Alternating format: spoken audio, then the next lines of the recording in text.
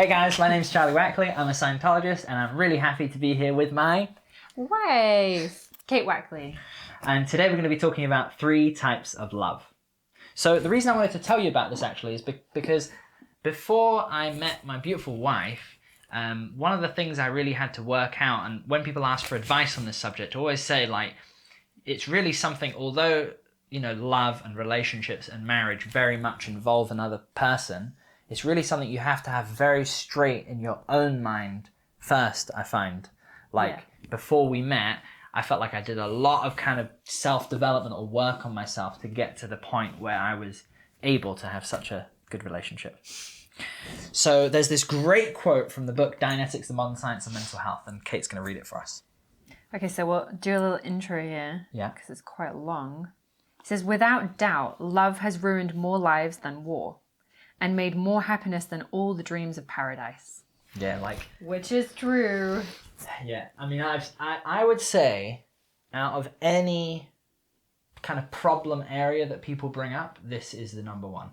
Relationship problems, right? Like if you think about what 100%. Do people, maybe it's because we have a good marriage, but even before that, it would be, if not the number one, like in the top 3 problems that people have in life. Yeah, I think it's because there's so much emotion in a relationship, and then when you lose it, it's like people can feel like it's as painful to them as a death if they lose a strong relationship, and their life, and obviously their life becomes completely enmeshed with it. They'll buy houses, people buy houses together or rent places together, or they have kids. Like there's a lot in it. Yeah, I mean, I was privileged to have like a really good childhood, but the first trauma I think I had, and hope you don't mind me talking about this, but like my first love, and I'm sure people can relate, like when you're in that naive, in love, gonna get married, gonna spend the rest of your life together, and that ends in like whatever, betrayal and a mess. It was like, that was probably my first,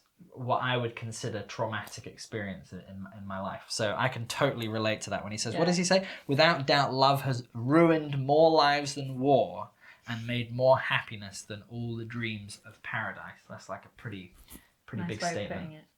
It's true. I had exactly the same experience as you. Crying on the sofa, despair at the age of 15, thinking the world's ended. Yeah. And yeah, amazing. That becomes the beginning of this whole chain of events.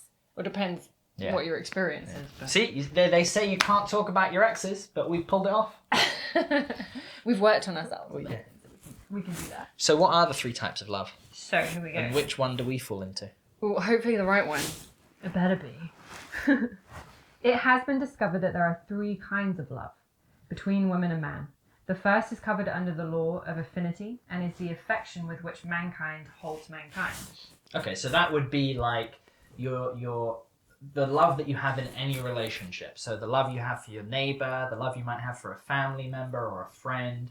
That's like the love that you hold for each other in any kind of relationship, right? Yeah, I think it's what we'd normally call platonic love, where you have affection, but it's not a sexual affection. That's not that learned. Platonic. I'm gonna have to clear that afterwards fully. All right. What does that mean actually? It means that it's not sexual love. It's like it's like he's saying affection, but it's in a friendly way. It's not in a marital relationship. So we're not in that category. We're not in that category. Hopefully not, because then there'd be like no spark, or all the other signs of being married. We'd be like mates. Good. So first type of love is, Kate's version is called platonic love, but actually Hubbard says that it's the law of affinity, and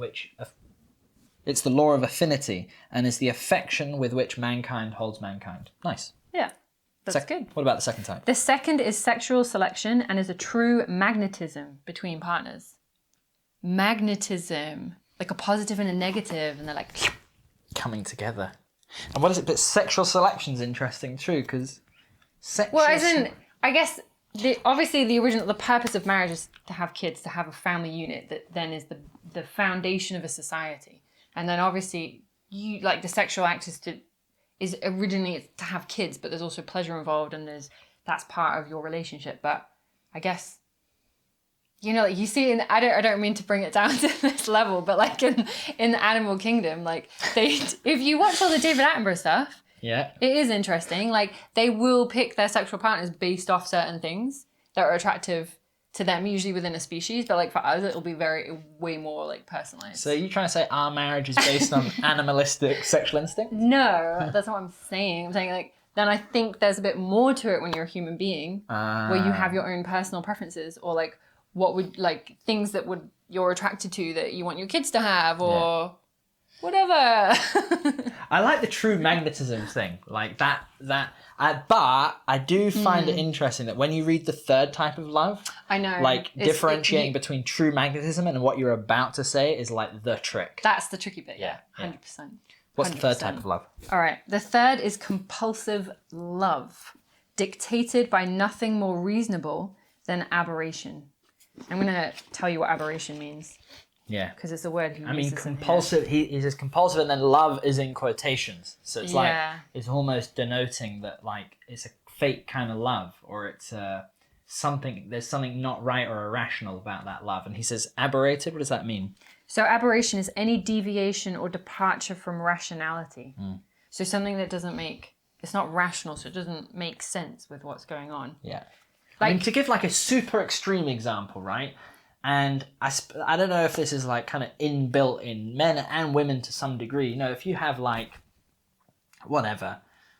Oh, no, I won't say that. I was going to say, well, you have like industries like pornography and strippers and prostitution. Yeah. And I know that's like getting very down to the degraded level of sex. But that's like the most compulsive love there is, because you can get someone who maybe ordinarily would be like a very good moralistic husband, and they would be aberrated, as in they would go off rationality to chase these things which are like there's no long-term survival. Yeah, there's like no long-term survival in them, but they'd ruin the marriage on that basis. But I think there's also a lot more subtle examples too. Yeah, I think you can also see it in couples where you kind of sense that it's not quite right. Like they just like there's something so like fundamentally like not correct between them that they're just fighting all the time. Yeah. Like I mean like they just can't agree. Or even in cases of domestic abuse, like obviously maybe you do love that person, but to some degree, totally. That's not rational. That's a good example. It's not rational for the person, for their own survival. That's the thing. And I can imagine it is so hard with that, which is why, you know, there's all these helplines and things, which is great, so that people have something they can go to. But it must be, there'll be an aspect of that for some people, I'm sure. Yeah, and also just, you know, there are many other things which we talk about in some of the other episodes of like how you would choose a partner and why we thought we were well suited to each other. There are loads of these things that I think are so important and rank so much higher than this kind of like, you know, you see someone and you have a compulsive love for them. But it's not based on anything. It's just maybe like a physical attraction, or it's something that is not really based on any kind of sane thinking. And I remember just relating to like why we did this episode is like, I think this is the area where you get the most false data, the most false information. Like you get these things like love at first sight, and you know, you got to fight for what you love, or arguing keeps the passion in a relationship, and all this stuff which is like utter rubbish. Yeah, make-up sex is the best sex. I've heard that one. That means you have to have an argument in order to like have good sex. I was like, it's all these like weird computations to do with the subject of love and relationships. And I remember like I really had to understand this, and I went deep into this before I could understand what was the right, what I was actually looking for. I didn't know what I was looking for in a relationship, in a woman, in a marriage, in anything, before I understood. This is kind of the scratching the surface, but if you get that, it really does help, because, you know, you think all these like talking, we'll get into it in other things, but there's many things that build a relationship beyond just that initial attraction. Totally. And I think a lot of people jump into relationships because there's a physical attraction, but it turns out to be this compulsive thing, because it doesn't have a long term. There's nothing long term for them to build on. Yeah. And so you see that sometimes, and then it just falls apart and it doesn't work. And so there you go, guys. 3 types of love. Which one are you going to choose? We hope it's number 2. See you guys.